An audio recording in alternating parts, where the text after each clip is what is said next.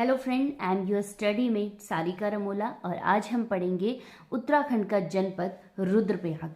Friends, हमने इससे पहले भी उत्तराखंड के टिहरी जनपद, पौड़ी जनपद और हरिद्वार जनपद को पढ़ लिया है। अगर आपने वो वीडियोस नहीं देखे हैं तो आप प्लेलिस्ट में जाके उसे देख सकते हैं। तो आज हम स्टार्ट करते हैं रुद्रप्रयाग को। रुद्रप्रयाग जिले से संबंधित जितने भी इम्पोर्टेंट पॉइंट्स होंगे जो एग्ज़ाम में पूछे जाते हैं वो आज हम इस वीडियो में क्लियर कर देंगे। साथ ही रुद्रप्रयाग में कुछ मंदिर आएंगे, जैसे केदारनाथ हो गया। तो जो मंदिर वाला वीडियो हम बनाएंगे, टॉपिक जो होगा उसमें हम इनको क्लियर करेंगे, तो ज़्यादा डिटेल से हम तब पढ़ेंगे। अभी हम रुद्रप्रयाग की जो सामान्य जानकारी है और जो एग्ज़ाम पॉइंट ऑफ व्यू से इम्पोर्टेंट है उसी को पढ़ेंगे। तो चलिए फ्रेंड्स, टाइम वेस्ट नहीं करते हैं और स्टार्ट करते हैं हम जनपद रुद्रप्रयाग को। रुद्रप्रयाग जनपद की हम बात करेंगे तो इसका गठन हुआ था 16 सितंबर 1997 को। ठीक है, रुद्रप्रयाग एक जिला बना। रुद्रप्रयाग का जो क्षेत्रफल है वो है 1984 वर्ग किलोमीटर है और क्षेत्रफल की दृष्टि से राज्य में 12वां स्थान रखता है। अब हम इसको मैप के थ्रू देख लेते हैं कि कौन कौन से इसमें जिले हैं जो रुद्रप्रयाग की सीमा को टच करते हैं। ठीक है, मैप में आपको ये रुद्रप्रयाग जिला दिख रहा है, मैं इसको हाईलाइट कर लेती हूँ। रुद्रप्रयाग जिला है ये, और रुद्रप्रयाग की जो सीमाएं लगती हैं वो लगती हैं उत्तरकाशी से। ठीक है, साथ ही लगती हैं टिहरी गढ़वाल, पौड़ी गढ़वाल और चमोली से। ठीक है, तो 4 जनपदों की सीमा को छूता है कौन? रुद्रप्रयाग। ठीक है, रुद्रप्रयाग जो डिस्ट्रिक्ट बना है वो टिहरी गढ़वाल, पौड़ी और चमोली के कुछ हिस्सों को काटकर रुद्रप्रयाग डिस्ट्रिक्ट का निर्माण किया गया है। कब ये किया गया है? 16 सितंबर, मैंने आपको भी बताया, 1997 में। क्वेश्चन पूछा जाता है यहाँ पे, बार बार मैं इसलिए बता रही हूँ कि ये क्वेश्चन डायरेक्ट पूछा जाता है। ठीक है, और 4 जिले यहाँ से टच होते हैं, ये हमने देख लिए, उत्तरकाशी, टिहरी, पौड़ी गढ़वाल और चमोली। लेकिन टिहरी, पौड़ी और चमोली के कुछ हिस्सों को काटकर क्या बना है? रुद्रप्रयाग बना है। 3 जिलों से कुछ हिस्से काट के बने हैं, लेकिन जो सीमा को स्पर्श करते हैं वो कितने जिले हैं? 4 जिले हैं। ठीक है, और रुद्रप्रयाग की अगर हम बात करेंगे तो रुद्रप्रयाग भी क्या है? एक आंतरिक जिला है जिसकी सीमाएं किसी अदर स्टेट या किसी भी कंट्री से नहीं लगती है। तो ये क्या है? एक आंतरिक जिला है उत्तराखंड का। ठीक है, अगर हम देखें रुद्रप्रयाग को तो रुद्रप्रयाग जो है वो मिडिल एंड ग्रेटर हिमालय क्षेत्र में पड़ता है। ठीक है, रुद्रप्रयाग कहाँ पड़ता है? मध्य और बृहद हिमालय क्षेत्र में पड़ता है।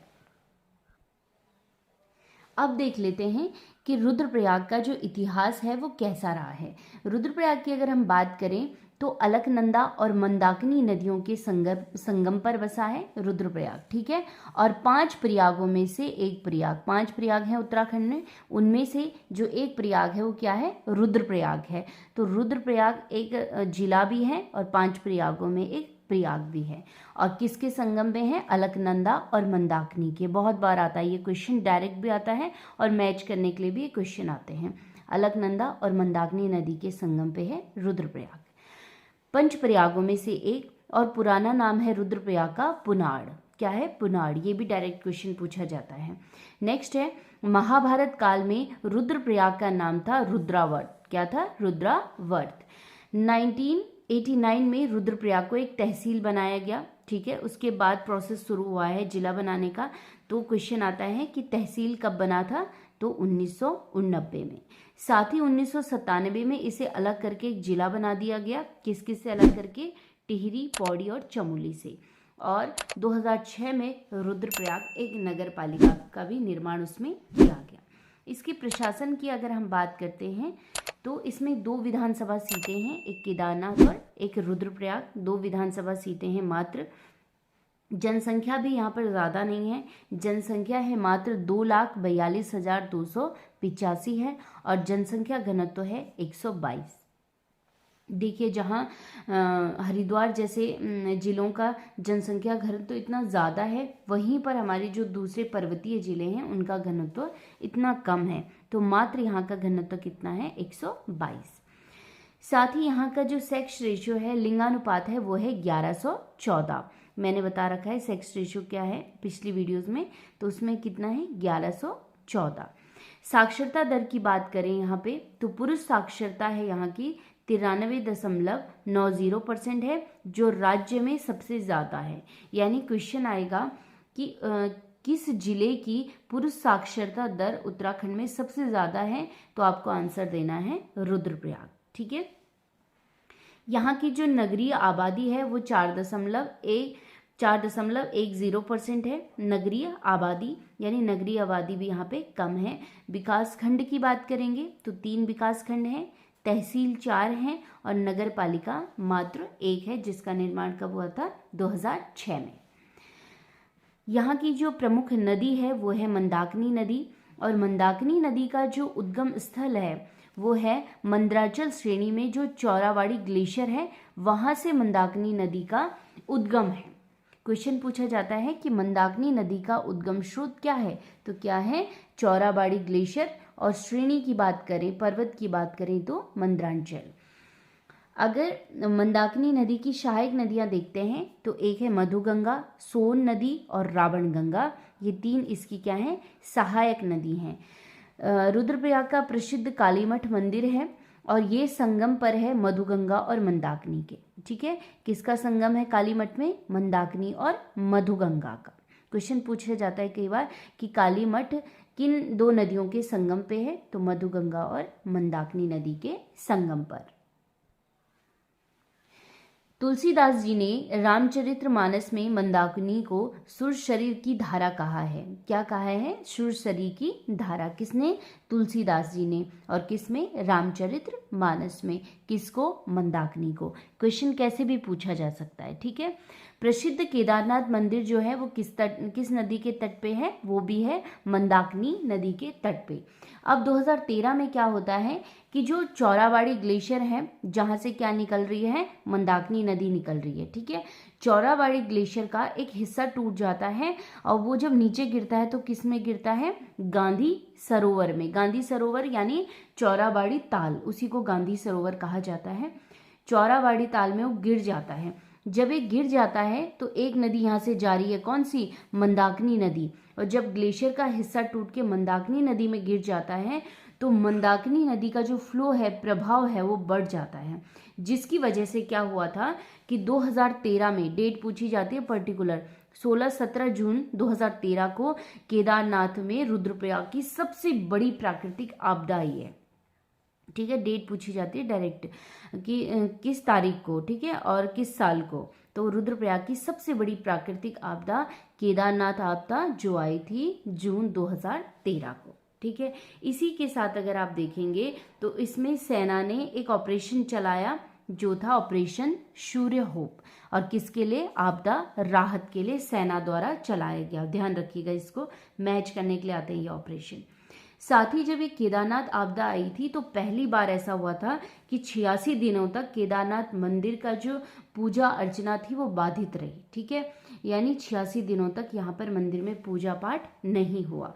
साथ ही ऑपरेशन केदारनाथ घाटी का पुनर्निर्माण, ठीक है, केदारनाथ घाटी को फिर से उसका पुनर्निर्माण कैसे किया जाए, इसके लिए ऑपरेशन है ऑपरेशन केदार।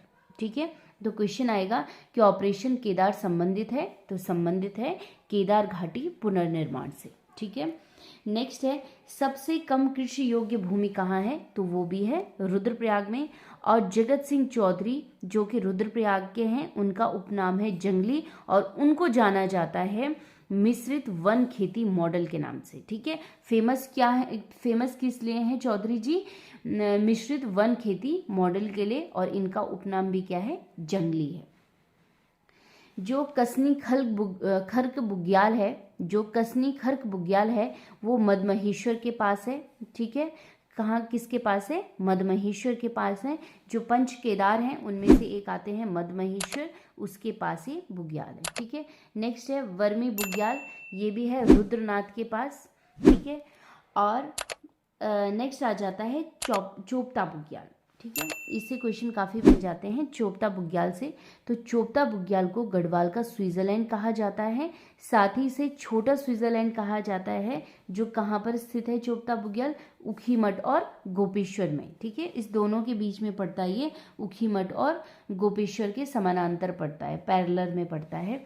चोपता बुग्याल से नंदा देवी, त्रिशूल और चौखंबा पर्वत के दर्शन होते हैं। ठीक है, याद रखिएगा इस चीज को कि चौखंबा बुग्याल को गढ़वाल का स्विट्जरलैंड या छोटा स्विट्जरलैंड कहा जाता है, जो ऊखीमठ और गोपेश्वर के मध्य में है, और यहाँ से नंदा देवी, त्रिशूल और चौखंबा पर्वत दिखाई देते हैं।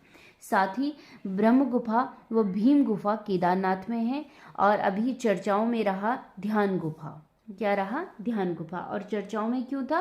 क्योंकि प्रधानमंत्री मोदी जी ने यहाँ पे साधना की थी, और ये जो ध्यान गुफा है वो भी कहाँ है?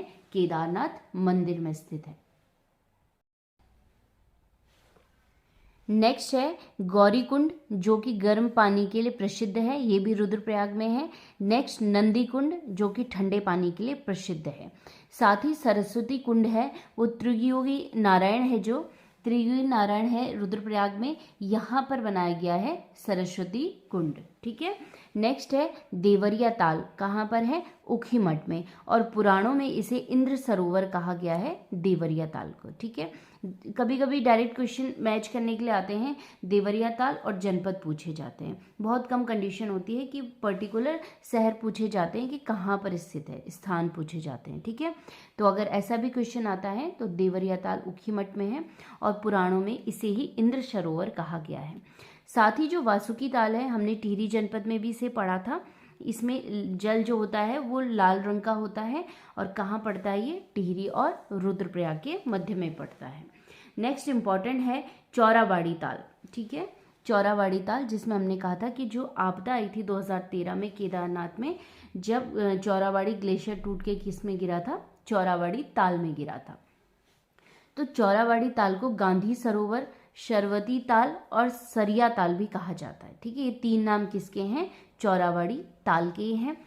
इसको गांधी सरोवर इसलिए कहा जाता है कि जब गांधी जी की मृत्यु हुई थी 1948 में, तो गांधी जी की जो अस्थियां विसर्जित की गई थी वो इसी ताल में की गई थी। किस ताल में? चौराबाड़ी ताल में, इसीलिए इसको गांधी सरोवर भी कहा जाता है। साथ ही अगर आप देखेंगे तो केदारनाथ ग्लेशियर और चौराबाड़ी ग्लेशियर, ये दोनों कहाँ हैं? रुद्रप्रयाग में हैं। नेक्स्ट है जो अगस्त मुनि है, तो वो ऋषि अगस्त की तप स्थली है, इसीलिए इस जगह को अगस्त्य मुनि नाम दिया गया है, और ये है मंदाकिनी और धूलगाड़ नदी के संगम पे। ठीक है, जो अगस्त्य मुनि जगह है रुद्रप्रयाग में, वो किन दो नदियों के संगम में है? मंदाकिनी और धूलगाड़ के। नेक्स्ट है सोनप्रयाग। सोनप्रयाग जो है वो वासुकी और मंदाकिनी नदी के संगम पे है। कभी कभी डायरेक्ट पूछा जाता है सोनप्रयाग कहाँ पड़ता है, तो सोनप्रयाग है रुद्रप्रयाग में, जो वासुकी और मंदाकिनी नदी के संगम में है। सोनप्रयाग पंचप्रयागों में शामिल नहीं है, कभी कभी क्वेश्चन कंफ्यूज करने के लिए पूछ दिया जाता है, लेकिन सोनप्रयाग पंचप्रयागों में नहीं है। ठीक है, नेक्स्ट मंदिरों को हम देख लेते हैं रुद्रप्रयाग के कि कौन से प्रमुख मंदिर हैं। बाकी जो प्रसिद्ध मंदिर हैं पूरे उत्तराखंड के, वो हम मंदिर वाले वीडियो में अलग से पढ़ेंगे। ठीक है, प्रसिद्ध मंदिर की हम बात करते हैं तो पंच केदारों में जो 3 केदार हैं प्रमुख, वो कहाँ पड़ते हैं? रुद्रप्रयाग में पड़ते हैं। देख लेते हैं। पहला केदारनाथ, जहाँ पर भगवान शिव के पृष्ठभाग की पूजा की जाती है, वो कौन सा है? केदारनाथ है। नेक्स्ट है तुंगनाथ। तुंगनाथ में भगवान शिव की भुजाओं की पूजा की जाती है। और उत्तराखंड का, बहुत इंपॉर्टेंट, ध्यान से सुनिएगा, उत्तराखंड का सबसे ऊंचाई पर स्थित जो मंदिर है वो कौन सा है? तुंगनाथ मंदिर है। नेक्स्ट है मदमहेश्वर। जो मदमहेश्वर है, यहाँ पर भगवान शिव के नाभि की पूजा की जाती है। ठीक है, तो 3 इंपॉर्टेंट मंदिर ये हो गए जो कि किससे संबंधित हैं? भगवान शिव से संबंधित है। अब एक और इम्पॉर्टेंट मंदिर है ऊखीमठ का ओंकारेश्वर शिव मंदिर। ओंकारेश्वर शिव मंदिर इसलिए प्रसिद्ध है कि जब केदारनाथ के कपाट बंद हो जाते हैं, यानी जब केदारनाथ पूरा बर्फ से ढक जाता है, तो शीत ऋतु में भगवान केदार को कहाँ लाया जाता है? ओंकारेश्वर शिव मंदिर में लाया जाता है। और कहाँ पर है ये? ऊखीमठ में है। ठीक है। तो क्वेश्चन कैसे भी पूछ सकते हैं, आपको कंफ्यूज नहीं होना है। ओंकारेश्वर मंदिर जो है वो शीत ऋतु में भगवान केदार का निवास स्थान है, जो कि कहाँ है, ऊखीमठ में। और इस मंदिर का निर्माण भी आदिगुरु शंकराचार्य द्वारा किया गया। नेक्स्ट है केदारनाथ मंदिर, जो कि 4 धामों में से एक धाम है और साथ ही आदिगुरु शंकराचार्य द्वारा बनाया गया, जिसकी ऊंचाई 3583 मीटर है। ठीक है, 3583 मीटर है ये। केदारनाथ की विशेषताएं देख लेते हैं कि केदारनाथ जो है रुद्रप्रयाग में वो 4 धामों में से एक धाम है, पंच केदार में से एक है और 12 ज्योतिर्लिंगों में से एक है। ठीक है, केदारनाथ मंदिर 4 धामों में से, पंच केदार में से एक और 12 ज्योतिर्लिंगों में से एक केदारनाथ धाम है। नेक्स्ट है कोटेश्वर महादेव। कोटेश्वर महादेव रुद्रप्रयाग में है, जो गुफा मंदिर है। ठीक है, कैसा मंदिर है, गुफा मंदिर। डायरेक्ट क्वेश्चन आता है कोटेश्वर महादेव मंदिर कहाँ पड़ता है, तो कहाँ है, आपके रुद्रप्रयाग में। नेक्स्ट है वाणासुर गढ़। वाणासुर गढ़, ध्यान रखिएगा, गढ़ की हम बात कर रहे हैं, ये भी गुप्त काशी के पास पड़ता है। ठीक है। नेक्स्ट है त्रियुगी नारायण। भगवान शिव और पार्वती का विवाह स्थल इसे माना जाता है कि यहाँ पर भगवान शिव और पार्वती का विवाह हुआ था, जो कि कहाँ पर है, रुद्रप्रयाग में। और यहाँ पर कौन सा प्रसिद्ध कुंड है, अभी पढ़ा था हमने थोड़ी देर पहले, सरस्वती कुंड। नेक्स्ट आ जाता है काली मठ। जो काली मठ है वो कालिदास का जन्म स्थल है कविल्टा। जो कविल्टा है उसके पास ही क्या पड़ता है, काली मठ पड़ता है। और काली मठ हमने देखा था मधुगंगा और मंदाकिनी नदी के संगम पर पड़ता है काली मठ। नेक्स्ट है कार्तिक स्वामी मंदिर, ये भी कहाँ पड़ता है, रुद्रप्रयाग में। नेक्स्ट है भतूज उत्सव। क्या है, भतूज उत्सव, इसे अन्नकूट मेला भी कहा जाता है। और कब लगता है ये अन्नकूट मेला, जब केदारनाथ के कपाट बंद होते हैं। ठीक है, भतूज उत्सव कब मनाया जाता है, जब केदारनाथ के कपाट बंद होते हैं, या इसे अन्नकूट मेला भी कहा जाता है। ठीक है। नेक्स्ट है कुछ प्रमुख व्यक्तित्व हैं रुद्रप्रयाग के, हम देख लेते हैं। एक है हरिदत्त भट्ट शैलेश। ठीक है, ये साहित्यकार रहे हैं और इनका जन्म हुआ है रुद्रप्रयाग के भटवाड़ा में। भटवाड़ा गांव पहले, विभाजन से पहले, जब चमोली और रुद्रप्रयाग अलग नहीं हुए थे, तो भटवाड़ा जो था वो पहले चमोली में पड़ता था, लेकिन जब ये अलग हो गए हैं रुद्रप्रयाग और चमोली, तो वर्तमान में भटवाड़ा जो है वो रुद्रप्रयाग में पड़ता है। ठीक है। हरिदत्त भट्ट शैलेश जी की जो पुत्री हैं वो हिमानी शिवपुरी हैं, जो फिल्म जगत की प्रसिद्ध अभिनेत्री हैं। इनसे तो आप वाकिफ हैं ही। साथ ही अगर हम बात करेंगे तो शैलेश जी बहुत बड़े साहित्यकार रहे हैं, इसीलिए इनकी जो पुण्यतिथि है 19 सितंबर, तो उस दिन उत्तराखंड में साहित्य दिवस के रूप में मनाया जाता है। ठीक है। और इनकी इंग्लिश कहानी थी स्नो एंड स्नो। ठीक है, उसका प्रसारण हुआ था बीबीसी में। ठीक है, बीबीसी द्वारा प्रकाशित की गई थी उनकी English story snow and snow. Next है चंद्र कुंवर बरतवाल। इनको तो आप सभी जानते हैं। जो चंद्र कुंवर बरतवाल हैं वो काफिल पाको 12 मास वाले गाने के लेखक हैं। ठीक है, उसके क्या हैं, ये लेखक हैं, बहुत बार एग्जाम में पूछा जाता है। और हिंदी साहित्य की हम बात करेंगे तो निराला जी के समकक्ष माने जाते हैं बरतवाल जी।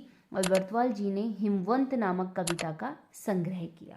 ठीक है, तो ये जो था, ये जो इम्पोर्टेंट पॉइंट थे, ये एग्जाम में पूछे जाते हैं और रुद्रप्रयाग जिले से संबंधित है। बाकी जो इसमें इम्पोर्टेंट चीज़ें हैं, जैसे मंदिर हैं या कुछ भी इम्पोर्टेंट है, तो उनके जब टॉपिक चलेंगे तो उसमें हम ये चीज़ें पढ़ेंगे। ठीक है, तो रुद्रप्रयाग के जो इम्पोर्टेंट पॉइंट थे वो यही थे।